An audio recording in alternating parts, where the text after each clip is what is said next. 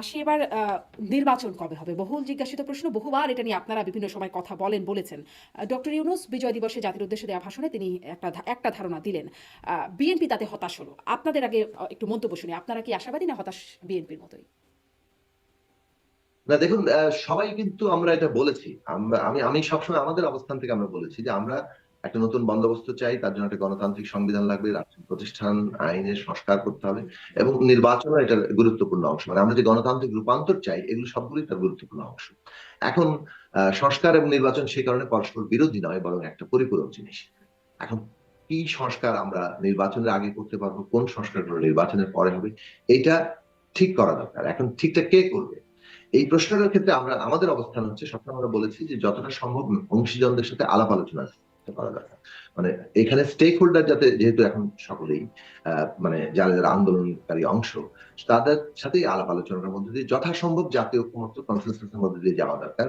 একদিক থেকে পদ্ধতিগতভাবে নৈতিক দিক থেকেও এটা অত্যন্ত আবশ্যকীয়। অন্যদিক থেকে যেহেতু আমাদের একটা ফ্যাসিস্ট ব্যবস্থার বদল ঘটাতে হবে এবং ফ্যাসিস্ট শক্তি আহ তারা ক্ষমতাচ্যুত হলেও তারা নানাভাবে এখনো শক্তি নিয়ে বিরাজ করছে, ক্রিয়াশীল আছে।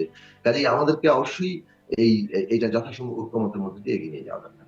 এখন এই কারণে আমরা বলছিলাম যে রোড ম্যাপ আমরা চাই। রোড ম্যাপ চাওয়া মানে কিন্তু এই নয় যে আগামীকাল কেউ নির্বাচন চাইছে। রোড ম্যাপ চাওয়া মানে হচ্ছে যে এই যে সংস্কার কি হবে, কতটা সময় তার লাগবে এবং কতটা আগে হবে, কতটা পরে হবে এবং তার মধ্যে দিয়ে নির্বাচন ঠিক কখন হবে, এই বিষয়ে একটা ধারণা এবং একটা মোটামুটি রূপরেখা, যেটা সুনির্দিষ্টভাবে থাকলে এটা পলিটিক্যাল স্টেবিলিটি, রাজনৈতিক স্থিতিশীলতা তৈরি করার ক্ষেত্রে এটা অত্যন্ত ইতিবাচক ভূমিকা রাখবে বলে আমরা মনে করি। যে কারণে আমি বারবার এই কথা বলছি, গত 4 মাসে আমার, আপনি মানে প্রায় অনেকবার শুরু শুনেছি। থেকেই আপনি টক শো যদি আমার শুনে থাকেন, অবশ্য আজকাল আমারটা কতটাকে শুনে জানি না, কিন্তু আহ, আহ, মানে এইটা আমি বলতে পারি যে আমাদের দিক থেকে, আমাদের ক্ষুদ্র ক্যাপাসিটিতে আমরা এটা বলার চেষ্টা করেছি এবং এখনো বলছি যে এটা পলিটিক্যাল স্টেবিলিটি আনতে সাহায্য করবে। এবং ইতিমধ্যেই যে ইঙ্গিত মাননীয় প্রধান উপদেষ্টা দিয়েছেন, সেই ইঙ্গিত আমি মনে করি যে এটা ইতিবাচক হয়েছে। এখন এটা আলোচনা করতে হবে, অংশীজনদের সাথে দ্রুতই বসা দরকার।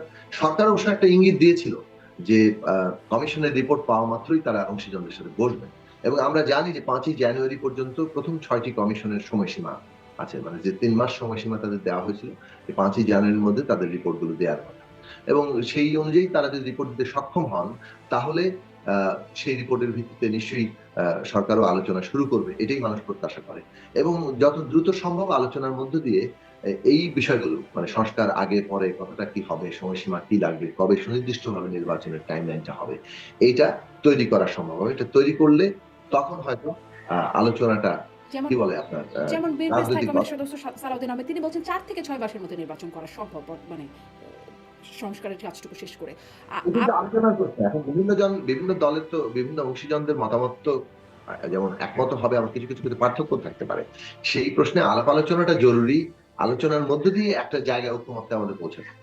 জি, মানে তখনই কি আসলে বোঝা যাবে? যেমন প্রধান উপদেষ্টা যেটি বলছেন, প্রধান সংস্কার, সকল প্রধান সংস্কার, অল্প কিছু সংস্কার, প্রত্যাশিত সংস্কার, প্রত্যাশিত মাত্রার সংস্কার ৩ টি ভাগে ভাগ করেছেন। প্রধান সংস্কার করতে কত সময় লাগবে তিনি অবশ্য বলেন নাই। অল্প কিছু সংস্কার করতে ২৫ সালের শেষের দিকে, আর প্রত্যাশিত মাত্রার সংস্কার করতে লাগবে ২৬ এর প্রথমার্ধ আরকি।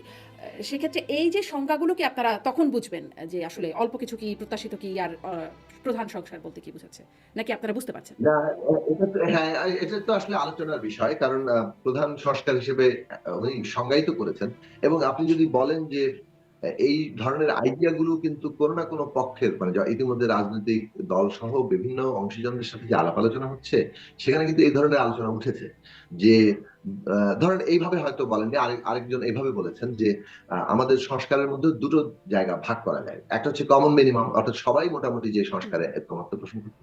আরেকটা হচ্ছে যেগুলোতে একমত না, কিন্তু এটা হচ্ছে প্রত্যাশিত, যার যার আকাঙ্ক্ষা, বিভিন্ন দল মত তাদের আকাঙ্ক্ষা, তো আকাঙ্ক্ষার একটা তালিকা করা যেতে পারে।